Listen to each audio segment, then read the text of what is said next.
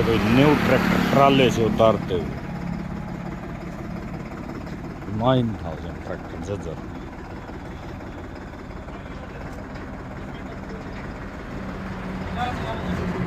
हाँ